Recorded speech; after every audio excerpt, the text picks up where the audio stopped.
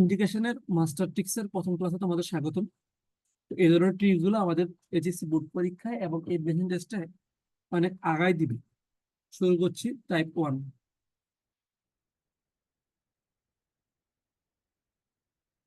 Integration modulus x minus এর এ।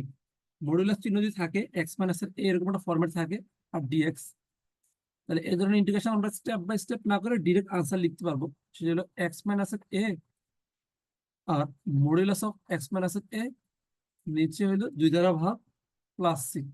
এটা হলো আমার টাইপ 1। যে ব্যাপারটা কি হয়েছে দেখো, মডুলাস আছে এক্স মাইনাস এর এ ডিএক্স, এরকম থাকলে আমরা লিখতে পারবো কি এক্স মাইনাস এ নর্মালি লিখবো, মডুলাস অফ এক্স মাইনাস এর এ নিচে হলো 2 দ্বারা ভাগ প্লাস সি লিখবো। মডুলাস থাকলে কিন্তু আমাদেরকে ভেঙে ভেঙে ইন্টিগ্রেশন করতে হয়। আমরা এই জায়গার মধ্যে ভেঙে ভেঙে ইন্টিগ্রেশন না করে সরাসরি আনসারটা বসাই দিব আর কিভাবে। আমরা একটা এক্সাম্পল দেখি, এক্সাম্পল দেখলে জিনিসটা ক্লিয়ার হবে। টাইপ 1 এর উপর ভিত্তি করে আমি একটা এক্সাম্পল দেখছি। তো কোশ্চেনটা হইলো ইন্টিগ্রেশন অফ -1 থেকে 5 পর্যন্ত এক্স মাইনাস এর 2 মডুলাস দেওয়া ডিএক্স। তো ইন্টিগ্রেশন নর্মালি করতে যাই তাহলে আমাকে ভেঙে ভেঙে করতে হবে। -1 থেকে 2, 2 থেকে 5 ভেঙে ভেঙে করতে হবে।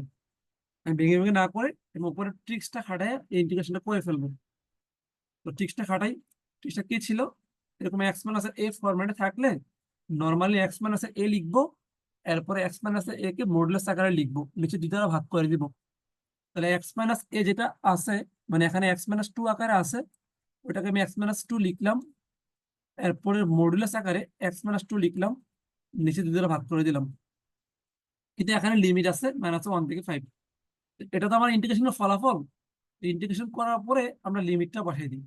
তাহলে -1 থেকে 5 লিমিট বসাই দিলাম। এবার ভ্যালুগুলো বসাই দিই। আগে আপার লিমিট বসাবো, তাহলে 5 মাইনাসের 2, 5 মাইনাসের 2 মডুলাস, নিচে হলো 2 মাইনাস আপার লিমিট বসানো শেষ। এবার আমরা লোয়ার লিমিটটা বসাই দিই। -1 মাইনাসের 2, -1 মাইনাসের 2 আর নিচে হলো 2। আমি আপার লিমিট এবং লোয়ার লিমিট বসাই দিলাম।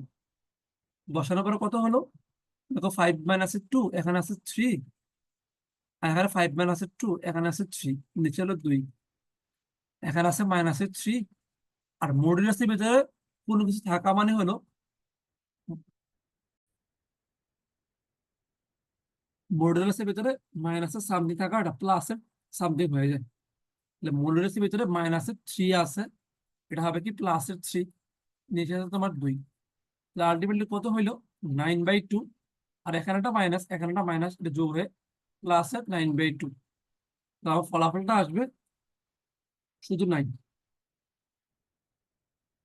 তাহলে ব্যাপারটা কি দাঁড়ালো, আমাকে একটা মডুলাস যুক্ত ফাংশনের ইন্টিগ্রেশন দেওয়া হয়েছে, এটা আমি খুব সহজে অ্যাপ্লাই করে ফেলছি।